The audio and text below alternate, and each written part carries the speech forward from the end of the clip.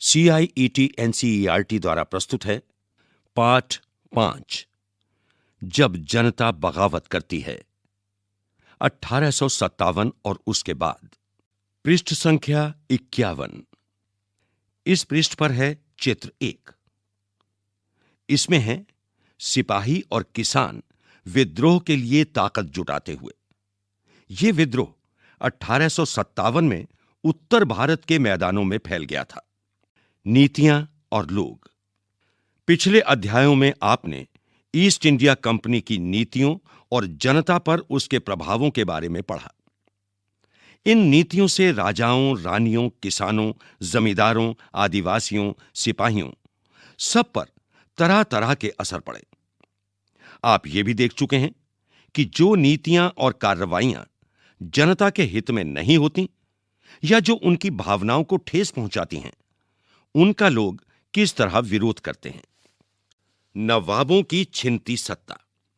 18वीं सदी के मध्य से ही राजाओं और नवाबों की ताकत छिनने लगी थी। उनकी सत्ता और सम्मान दोनों खत्म होते जा रहे थे। बहुत सारे दरबारों में रेजिडेंट तैनात कर दिए गए थे। स्थानीय शासकों की स्वतंत्रता घटती जा रही थी। उनकी सेनाओं को भंग कर दिया गया था। उनके राजस्व वसूली के अधिकार व इलाके एक एक करके छीने जा रहे थे। बहुत सारे स्थानीय शासकों ने अपने हितों की रक्षा के लिए कंपनी के साथ बातचीत भी की। उदाहरण के लिए, झांसी की रानी लक्ष्मीबाई चाहती थीं कि कंपनी उनके पति की मृत्यु के बाद उनके गोद लिए हुए बेटे को राजा मान ले। पेशवा बाजीराव द्वितीय के दत्तक पुत्र नाना साहेब ने भी कंपनी से आग्रह किया कि उनके पिता को जो पेंशन मिलती थी वो मृत्यु के बाद उन्हें मिलने लगे। अपनी श्रेष्ठता और सैनिक ताकत के नशे में चूर कंपनी ने इन निवेदनों को ठुकरा दिया। पृष्ठ संख्या 52। अवध की रियासत अंग्रेजों के कब्जे में जाने वाली आखिरी रियासतों में से थी। 1801 में अवध पर एक सहायक संधि थोपी गई और 1856 में अंग्रेजों ने उसे अपने कब्जे में ले लिया। गवर्नर जनरल डलहौजी ने ऐलान कर दिया कि रियासत का शासन ठीक से नहीं चलाया जा रहा है, इसलिए शासन को दुरुस्त करने के लिए ब्रिटिश प्रभुत्व जरूरी है। कंपनी ने मुगलों के शासन को खत्म करने की भी पूरी योजना बना ली थी। कंपनी द्वारा जारी किए गए सिक्कों पर से मुगल बादशाह का नाम हटा दिया गया। 1849 में गवर्नर जनरल डलहौजी ने ऐलान किया कि बहादुर शाह जफर की मृत्यु के बाद बादशाह के परिवार को लाल किले से निकालकर उसे दिल्ली में कहीं और बसाया जाएगा। 1856 में गवर्नर जनरल कैनिंग ने फैसला किया कि बहादुर शाह जफर आखिरी मुगल बादशाह होंगे। उनकी मृत्यु के बाद उनके किसी भी वंशज को बादशाह नहीं माना जाएगा। उन्हें केवल राजकुमारों के रूप में मान्यता दी जाएगी। किसान और सिपाही। गांवों में किसान और जमींदार भारी भरकम लगान और कर वसूली के सख्त तौर तरीकों से परेशान थे। बहुत सारे लोग महाजनों से लिया कर्ज नहीं लौटा पा रहे थे। इसके कारण उनकी पीढ़ियों पुरानी जमीनें हाथ से निकलती जा रही थीं। कंपनी के तहत काम करने वाले भारतीय सिपाहियों के असंतोष की अपनी वजह थी। वो अपने वेतन, भत्तों और सेवा शर्तों के कारण परेशान थे। कई नए नियम उनकी धार्मिक भावनाओं और आस्थाओं को ठेस पहुंचाते थे। क्या आप जानते हैं कि उस जमाने में बहुत सारे लोग समुद्र पार नहीं जाना चाहते थे? उन्हें लगता था कि समुद्र यात्रा से उनका धर्म और जाति भ्रष्ट हो जाएंगे। जब 1824 में सिपाहियों को कंपनी की ओर से लड़ने के लिए समुद्र के रास्ते बर्मा जाने का आदेश मिला, तो उन्होंने इस हुक्म को मानने से इनकार कर दिया। उन्हें जमीन के रास्ते से जाने में एतराज नहीं था। सरकार का हुक्म न मानने के कारण उन्हें सख्त सजा दी गई, क्योंकि यह मुद्दा अभी खत्म नहीं हुआ था। इसलिए 1856 में कंपनी को एक नया कानून बनाना पड़ा। इस कानून में साफ कहा गया था कि अगर कोई व्यक्ति कंपनी की सेना में नौकरी करेगा तो जरूरत पड़ने पर उसे समुद्र पार भी जाना पड़ सकता है। सिपाही गांवों के हालात से भी परेशान थे। बहुत सारे सिपाही खुद किसान थे। वो अपने परिवार गांवों में छोड़कर आए थे। लिहाजा किसानों का गुस्सा जल्दी ही सिपाहियों में भी फैल गया। गतिविधि। कल्पना कीजिए कि आप कंपनी की सेना में सिपाही हैं। आप नहीं चाहते कि आपका भतीजा कंपनी की फौज में नौकरी करे। आप उसे क्या कारण बताएंगे? पृष्ठ संख्या 53। सुधारों पर प्रतिक्रिया। अंग्रेजों को लगता था कि भारतीय समाज को सुधारना जरूरी है। सती प्रथा को रोकने और विधवा विवाह को बढ़ावा देने के लिए कानून बनाए गए। अंग्रेजी भाषा की शिक्षा को जमकर प्रोत्साहन दिया गया। 1830 के बाद कंपनी ने ईसाई मिशनरियों को खुलकर काम करने और यहां तक कि जमीन व संपत्ति जुटाने की भी छूट दे दी। 1850 में एक नया कानून बनाया गया जिससे ईसाई धर्म को अपनाना और आसान हो गया। इस कानून में प्रावधान किया गया था कि अगर कोई भारतीय व्यक्ति ईसाई धर्म अपनाता है तो भी पुरखों की संपत्ति पर उसका अधिकार पहले जैसा ही रहेगा। बहुत सारे भारतीयों को यकीन हो गया था कि अंग्रेज उनका धर्म, उनके सामाजिक रीति रिवाज और परंपरागत जीवन शैली को नष्ट कर रहे हैं। दूसरी तरफ ऐसे भारतीय भी थे जो मौजूदा सामाजिक व्यवस्था में बदलाव चाहते थे। इन सुधारकों और उनके सुधार आंदोलनों के बारे में आप अध्याय 7 में जानेंगे। इस पृष्ठ पर है चित्र 2। इसमें दिखाए गए हैं उत्तर भारत के बाजारों में सिपाही खबरें और अफवाहें फैलाते हुए। जनता की नजर से उस जमाने में लोग अंग्रेज शासन के बारे में क्या सोच रहे थे, जिसका जायजा लेने के लिए आप स्रोत 1 और 2 को सुनें। स्रोत 1, 84 नियमों की सूची। यहां महाराष्ट्र के एक गांव में रहने वाले ब्राह्मण विष्णु भट्ट गोडसे द्वारा लिखित पुस्तक महाजा प्रवास के कुछ अंश दिए गए हैं। विष्णु भट्ट और उनके चाचा मथुरा में आयोजित किए जा रहे एक यज्ञ में भाग लेने के लिए निकले थे। विष्णु भट्ट लिखते हैं कि रास्ते में उनकी मुलाकात कुछ सिपाहियों से हुई जिन्होंने उन्हें सलाह दी कि वो वापस लौट जाएं, क्योंकि 3 दिन के भीतर चारों तरफ कोहराम मच जाएगा। सिपाहियों ने जो कहा वो इस प्रकार था। अंग्रेज सरकार हिंदुओं और मुसलमानों के धर्म को नष्ट करने पर आमादा है। उन्होंने 84 नियमों की एक सूची बनाई है और कलकत्ता में सारे राजाओं और राजकुमारों की मौजूदगी में उसका ऐलान कर दिया है। उन्होंने अर्थात सिपाहियों ने बताया कि राजा इन नियमों को मानने के लिए तैयार नहीं है। उन्होंने अंग्रेजों को घातक परिणामों की चेतावनी दी है। राजाओं ने कहा है कि अगर ये नियम लागू किए गए तो भारी उथल पुथल मच जाएगी, कि राजा भारी गुस्से में अपनी राजधानियों को लौट गए हैं। तमाम बड़े लोग योजनाएं बना रहे हैं। धर्म युद्ध के लिए तारीख तय कर ली गई थी और मेरठ छावनी से एक गुप्त योजना तैयार करके विभिन्न छावनियों में भेज दी गई थी। विष्णु भट्ट गोडसे, महाजा प्रवास, पृष्ठ 23-24। पृष्ठ संख्या 54। बॉक्स में है स्रोत 2। जल्दी ही हर टुकड़ी में उत्तेजना छा गई। उस दौर की एक और झलक सूबेदार सीताराम पांडे के संस्मरणों में मिलती है। सीताराम पांडे को 1812 में बंगाल नेटिव आर्मी में सिपाही के तौर पर भर्ती किया गया था।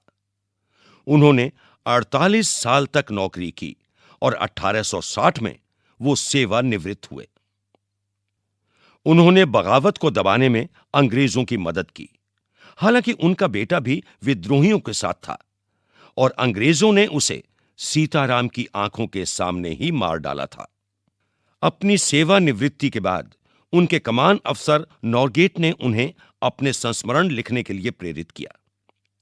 सीताराम ने 1861 में अवधी भाषा में अपने संस्मरण लिखे, जिनका नॉरगेट ने अंग्रेजी में अनुवाद किया और फ्रॉम सिपॉय टू सूबेदार अर्थात सिपाही से सूबेदार तक के नाम से प्रकाशित करवाया। सीताराम पांडे के संस्मरणों का एक अंश इस प्रकार है। मेरा मानना है कि अवध पर हुए कब्जे से सिपाहियों के भीतर गहरा अविश्वास भर गया था और वो सरकार के खिलाफ साजिशें रचने लगे थे। अवध के नवाब और दिल्ली बादशाह के नुमाइंदों को सेना की नब्ज जानने के लिए पूरे भारत में भेज दिया गया। उन्होंने सिपाहियों की भावनाओं को और हवा दी। उन्होंने सिपाहियों को बताया कि विदेशियों ने बादशाह के साथ कितना बड़ा धोखा किया है। उन्होंने 1000 झूठ गढ़ डाले और सिपाहियों को अपने मालिकों अंग्रेजों के खिलाफ बगावत करने के लिए उकसाया ताकि दिल्ली में बादशाह को दोबारा गद्दी पर बैठाया जा सके। उनकी दलील थी कि अगर सिपाही मिलकर काम करें और इन सुझावों पर अमल करें तो सेना ऐसा कर सकती है। संयोग से इसी समय सरकार ने हर एक रेजिमेंट के कुछ लोगों को नई राइफल के इस्तेमाल का तरीका बताने के लिए अलग अलग छावनियों में भेजा। इन लोगों ने कुछ समय तक सिपाहियों को प्रशिक्षण दिया। इसी दौरान न जाने कहां से यह खबर फैल गई कि इन राइफलों में इस्तेमाल होने वाले कारतूसों पर गाय और सूअर की चर्बी का लेप चढ़ाया गया है। हमारी रेजिमेंट के कुछ लोग दूसरे लोगों को लिखकर यह खबर भेजने लगे और जल्दी ही हर एक रेजिमेंट में उत्तेजना का माहौल बन गया। कुछ लोगों ने कहा कि उनकी 40 साल की नौकरी में सरकार ने उनके मजहब को चोट पहुंचाने के लिए कभी कुछ नहीं किया था। लेकिन जैसा कि मैंने पहले ही जिक्र किया, अवध पर कब्जे के कारण सिपाही पहले ही गुस्से में थे।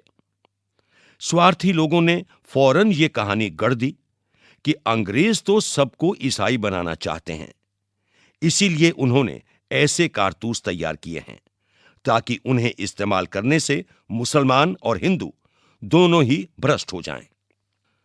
कर्नल साहब का मानना था कि यह बेचैनी जो उन्हें भी साफ दिखाई दे रही थी, इस बार भी अपने आप खत्म हो जाएगी और उन्होंने मुझे घर चले जाने की हिदायत दी। Sitaram Pande, from sepoy to subedar, पृष्ठ 162-163। इस पृष्ठ पर चित्र है चित्र 3। इसमें दिखाया गया है मेरठ में विद्रोही सिपाही अफसरों पर हमला करते हैं, उनके घरों में घुस जाते हैं और इमारतों में आग लगा देते हैं। गतिविधि 1। सीताराम और विष्णु भट्ट के मुताबिक लोगों के दिमाग में मुख्य चिंताएं कौन सी थीं? 2। उनकी राय में शासकों ने क्या भूमिका निभाई? सिपाही क्या भूमिका निभाते दिखाई दे रहे थे? पृष्ठ संख्या 55। सैनिक विद्रोह जन विद्रोह बन गया। यद्यपि शासक और प्रजा के बीच संघर्ष कोई अनोखी बात नहीं होती, लेकिन कभी-कभी ये संघर्ष इतने फैल जाते हैं कि राज्य की सत्ता छिन्न भिन्न हो जाती है। बहुत सारे लोग मानने लगे हैं कि उन सब का शत्रु एक है, इसलिए वो सभी कुछ करना चाहते हैं। इस तरह की स्थिति में हालात अपने हाथ में लेने के लिए लोगों को संगठित होना पड़ता है। उन्हें संचार, पहलकदमी और आत्मविश्वास का परिचय देना पड़ता है। सैनिक विद्रोह, जब सिपाही इकट्ठा होकर अपने सैनिक अफसरों का हुक्म मानने से इनकार कर देते हैं। भारत के उत्तरी भागों में 1857 में ऐसी ही स्थिति पैदा हो गई थी। फतेह और शासन के 100 साल बाद ईस्ट इंडिया कंपनी को एक भारी विद्रोह से जूझना पड़ रहा था। मई 1857 में शुरू हुई इस बगावत ने भारत में कंपनी का अस्तित्व ही खतरे में डाल दिया था। मेरठ से शुरू करके सिपाहियों ने कई जगह बगावत की। समाज के विभिन्न तबकों के असंख्य लोग विद्रोही तेवरों के साथ उठ खड़े हुए। कुछ लोग मानते हैं कि 19वीं सदी में उपनिवेशवाद के खिलाफ दुनिया भर में यह सबसे बड़ा सशस्त्र संघर्ष था। पृष्ठ संख्या 56। इस पृष्ठ पर चित्र है चित्र 4। इसमें दिखाया गया है कैवेलरी लाइनों में युद्ध। 3 जुलाई 1857 को 3000 से ज्यादा विद्रोही बरेली से दिल्ली आ पहुंचे। उन्होंने यमुना को पार किया और ब्रिटिश कैवेलरी चौकियों पर धावा बोल दिया।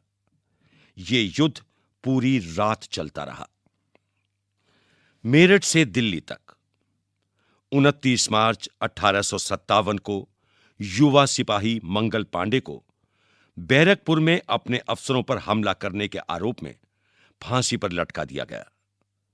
चंद दिन बाद मेरठ में तैनात कुछ सिपाहियों ने नए कारतूसों के साथ फौजी अभ्यास करने से इनकार कर दिया। सिपाहियों को लगता था कि उन कारतूसों पर गाय और सूअर की चर्बी का लेप चढ़ाया गया था। 85 सिपाहियों को नौकरी से निकाल दिया गया। उन्हें अपने अफसरों का हुक्म न मानने के आरोप में 10-10 साल की सजा दी गई। ये 9 मई 1857 की बात है। मेरठ में तैनात दूसरे भारतीय सिपाहियों की प्रतिक्रिया बहुत जबरदस्त रही। 10 मई को सिपाहियों ने मेरठ की जेल पर धावा बोलकर वहां बंद सिपाहियों को आजाद करा लिया। उन्होंने अंग्रेज अफसरों पर हमला करके उन्हें मार गिराया। उन्होंने बंदूक और हथियार कब्जे में ले लिए और अंग्रेजों की इमारतों व संपत्तियों को आग के हवाले कर दिया। उन्होंने फिरंगियों के खिलाफ युद्ध का ऐलान कर दिया। सिपाही पूरे देश में अंग्रेजों के शासन को खत्म करने पर आमादा थे। लेकिन सवाल यह था कि अंग्रेजों के जाने के बाद देश का शासन कौन चलाएगा? सिपाहियों ने इसका भी जवाब ढूंढ लिया था। वो मुगल सम्राट बहादुर शाह जफर को देश का शासन सौंपना चाहते थे। फिरंगी का अर्थ है विदेशी। इस शब्द में अपमान का भाव आता है। मेरठ के कुछ सिपाहियों की एक टोली 10 मई की रात को घोड़ों पर सवार होकर मुंह अंधेरे ही दिल्ली पहुंच गई। जैसे ही उनके आने की खबर फैली, दिल्ली में तैनात टुकड़ियों ने भी बगावत कर दी। यहां भी अंग्रेज अफसर मारे गए। देशी सिपाहियों ने हथियार व गोला बारूद कब्जे में ले लिया और इमारतों को आग लगा दी। विजयी सिपाही लाल किले की दीवारों के आसपास जमा हो गए। वो बादशाह से मिलना चाहते थे। बादशाह अंग्रेजों की भारी ताकत से 2-2 हाथ करने को तैयार नहीं थे। लेकिन सिपाही भी अड़े रहे। आखिरकार वो जबरन महल में घुस गए और उन्होंने बहादुर शाह जफर को अपना नेता घोषित कर दिया। बूढ़े बादशाह को सिपाहियों की ये मांग माननी पड़ी। उन्होंने देश भर के मुखियाओं और शासकों को चिट्ठी लिखकर अंग्रेजों से लड़ने के लिए भारतीय राज्यों का एक संघ बनाने का आह्वान किया। बहादुर शाह के इस एकमात्र कदम के गहरे परिणाम सामने आए। अंग्रेजों से पहले देश के एक बहुत बड़े हिस्से पर मुगल साम्राज्य का ही शासन था। ज्यादातर छोटे शासक और रजवाड़े मुगल बादशाह के नाम पर ही अपने इलाकों का शासन चलाते थे।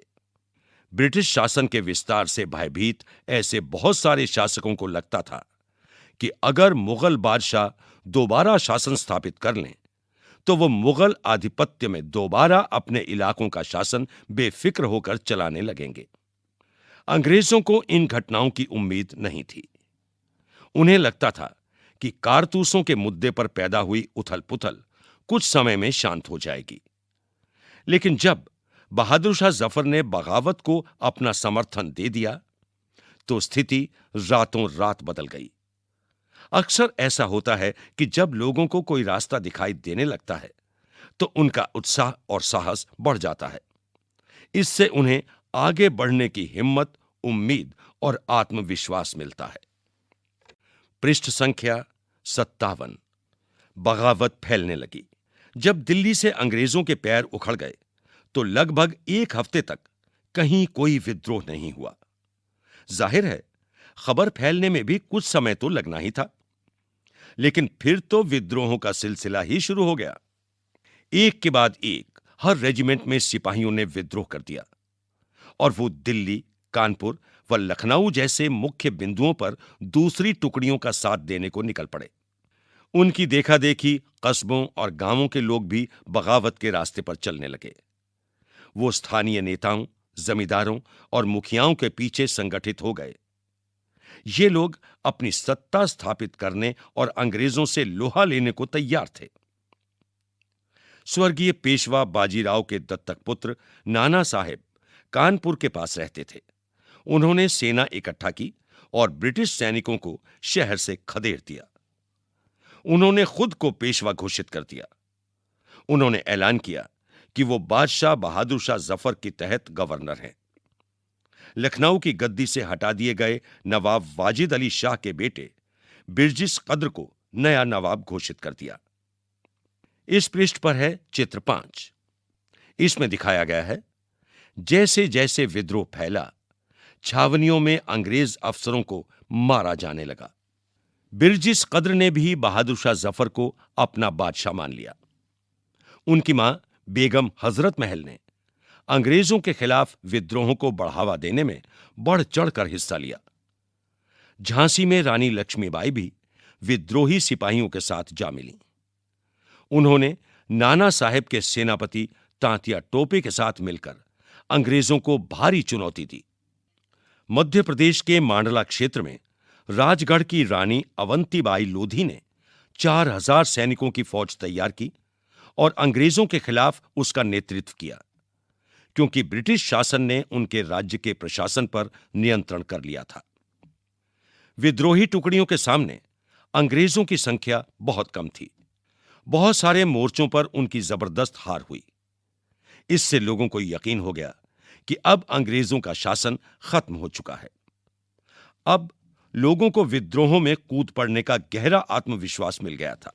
खासतौर से अवध के इलाके में चौतरफा बगावत की स्थिति थी। 6 अगस्त 1857 को लेफ्टिनेंट कर्नल टाइटलर ने अपने कमांडर इन चीफ को टेलीग्राम भेजा, जिसमें उसने अंग्रेजों के भय को व्यक्त किया था। हमारे लोग विरोधियों की संख्या और लगातार लड़ाई से थक गए हैं। एक एक गांव हमारे खिलाफ है। जमींदार भी हमारे खिलाफ खड़े हो रहे हैं। इस दौरान बहुत सारे महत्वपूर्ण नेता सामने आए। उदाहरण के लिए फैजाबाद के मौलवी अहमदुल्ला शाह ने भविष्यवाणी कर दी कि अंग्रेजों का शासन जल्दी ही खत्म हो जाएगा। वो समझ चुके थे कि जनता क्या चाहती है। इसी आधार पर उन्होंने अपने समर्थकों की एक विशाल संख्या जुटा ली। अपने समर्थकों के साथ वो भी अंग्रेजों से लड़ने लखनऊ जा पहुंचे। दिल्ली में अंग्रेजों का सफाया करने के लिए बहुत सारे गाजी यानी धर्म योद्धा इकट्ठा हो गए थे। बरेली के सिपाही बख्त खान ने लड़ाकों की एक विशाल टुकड़ी के साथ दिल्ली की ओर कूच कर दिया। वो इस बगावत में एक मुख्य व्यक्ति साबित हुए।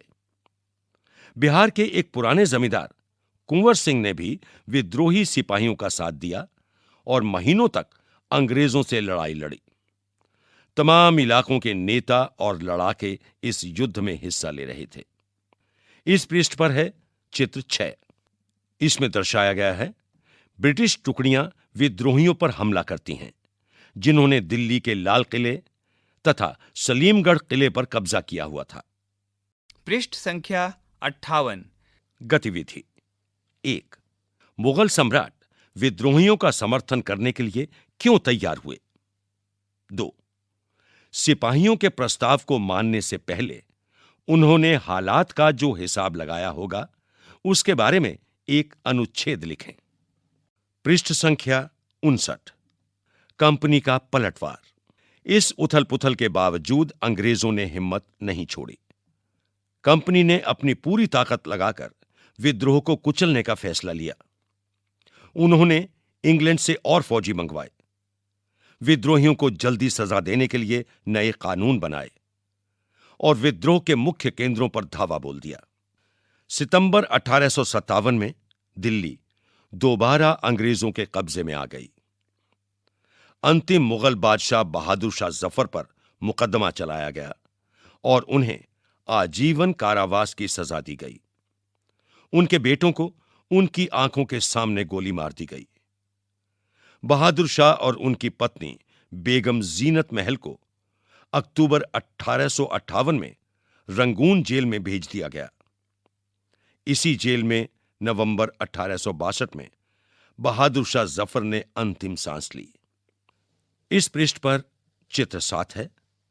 विद्रोही सिपाही मेरठ से दिल्ली की तरफ कूच करते हैं। शुरू में अंग्रेजी सेनाओं को दिल्ली की भारी किलेबंदी को तोड़ने में मुश्किल हुई।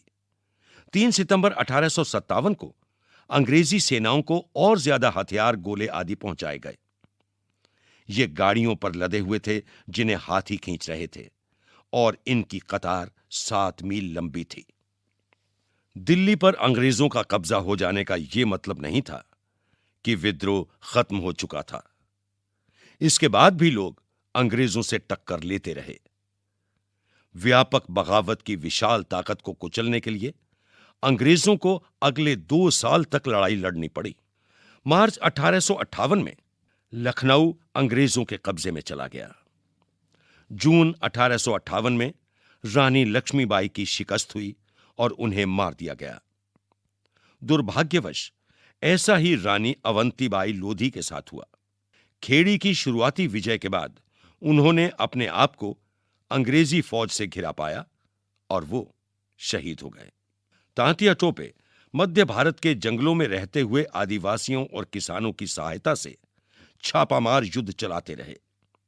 जिस तरह पहले अंग्रेजों के खिलाफ मिली सफलताओं से विद्रोहियों को उत्साह मिला था, उसी तरह विद्रोही ताकतों की हार से लोगों की हिम्मत टूटने लगी।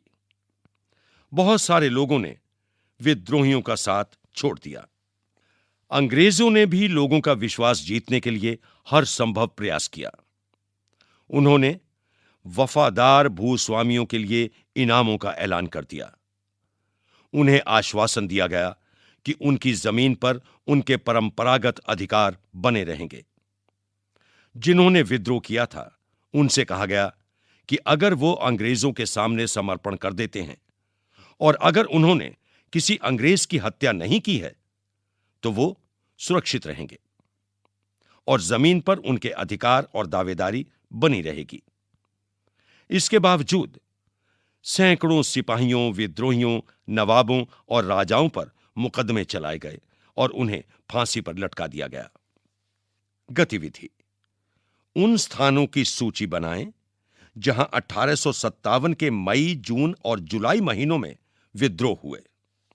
पृष्ठ संख्या 60।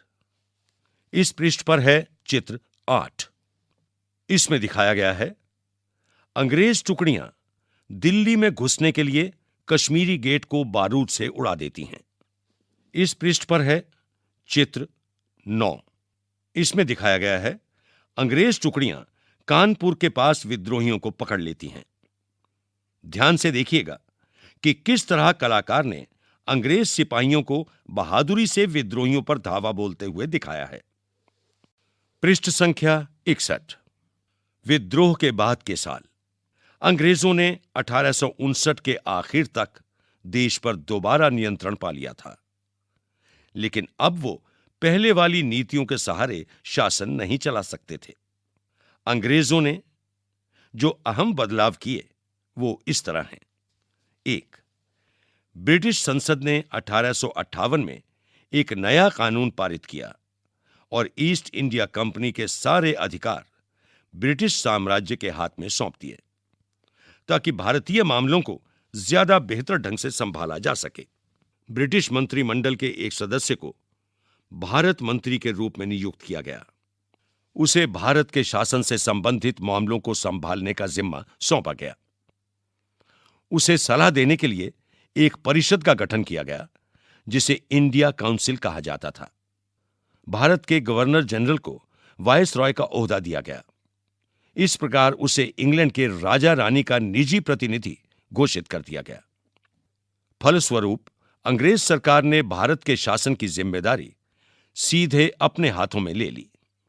2. देश के सभी शासकों को भरोसा दिया गया कि भविष्य में कभी भी उनके भू क्षेत्र पर कब्जा नहीं किया जाएगा। उन्हें अपनी रियासत, अपने वंशजों, यहां तक कि दत्तक पुत्रों को सौंपने की छूट दे दी गई। लेकिन उन्हें इस बात के लिए प्रेरित किया गया कि वो ब्रिटेन की रानी को अपना अधिपति स्वीकार करें। इस तरह भारतीय शासकों को ब्रिटिश साम्राज्य के अधीन शासन चलाने की छूट दी गई। 3. सेना में भारतीय सिपाहियों का अनुपात कम करने और यूरोपीय सिपाहियों की संख्या बढ़ाने का फैसला लिया गया। यह भी तय किया गया कि अवध, बिहार, मध्य भारत और दक्षिण भारत से सिपाहियों को भर्ती करने की बजाय अब गोरखा, सिखों और पठानों में से ज्यादा सिपाही भर्ती किए जाएं। 4. मुसलमानों की जमीन और संपत्ति बड़े पैमाने पर जब्त की गई। उन्हें संदेह व शत्रुता के भाव से देखा जाने लगा। अंग्रेजों को लगता था कि यह विद्रोह उन्होंने ही खड़ा किया था। 5. अंग्रेजों ने फैसला किया कि वो भारत के लोगों के धर्म और सामाजिक रीति रिवाजों का सम्मान करेंगे। 6. भूस्वामियों और जमींदारों की रक्षा करने तथा जमीन पर उनके अधिकारों को स्थायित्व देने के लिए नीतियां बनाई गईं।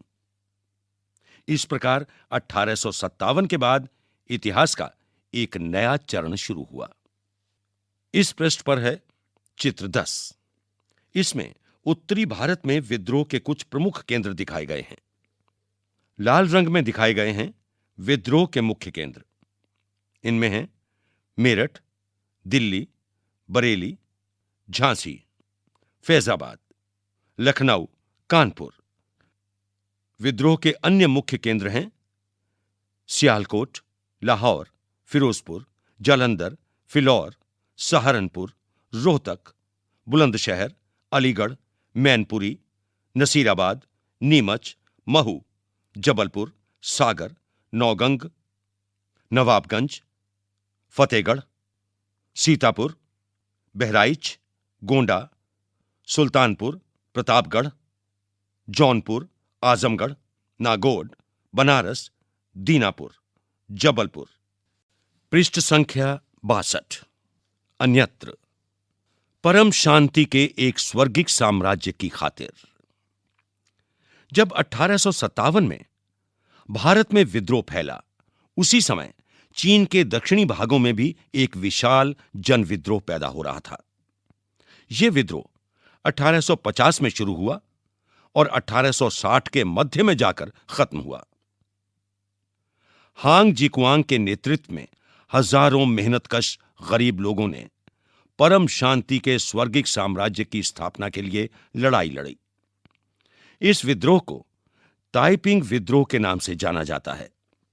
हांग जिकुआंग ने धर्मांतरण करके ईसाई धर्म अपना लिया था और वो कन्फ्यूशियसवाद और बौद्ध आदि परंपरागत चीनी धर्मों के खिलाफ थे।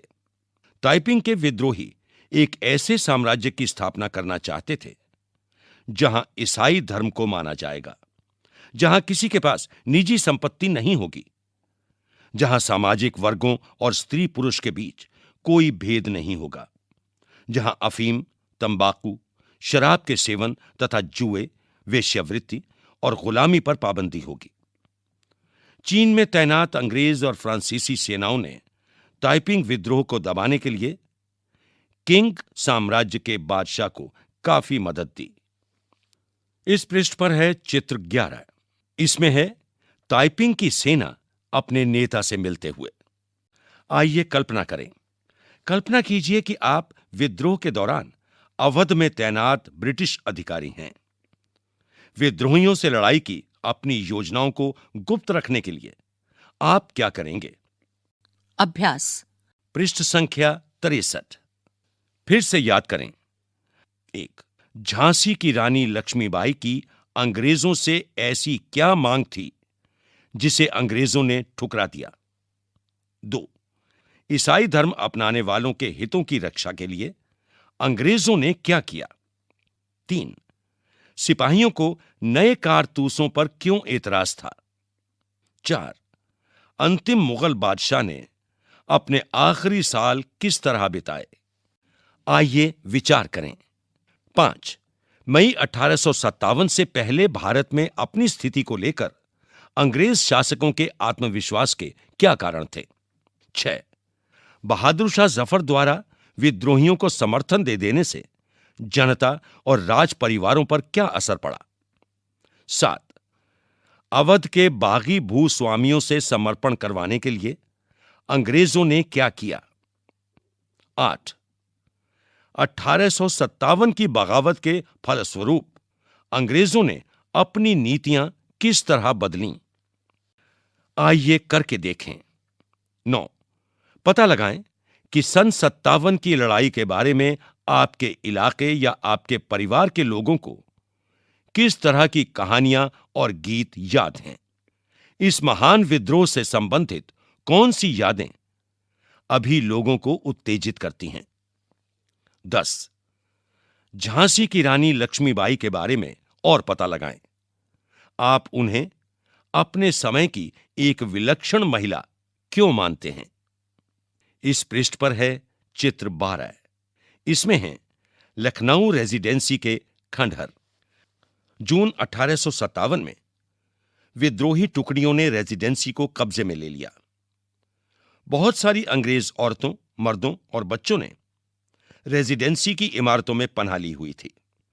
विद्रोहियों ने इस पूरे परिसर को घेरकर उन पर गोलों से हमला किया। इसी तरह के एक गोले से अवध के चीफ कमिश्नर हेनरी लॉरेंस की भी मौत हो गई थी। हेनरी लॉरेंस जिस कमरे में मरे वो इस चित्र में दिखाई दे रहा है। गौर से देखें कि इमारतों पर बीते दौर के निशान किस तरह बचे रह जाते हैं। अभी आप सुन रहे थे ये पाठ। प्रस्तुति CIET NCERT नई दिल्ली, भारत।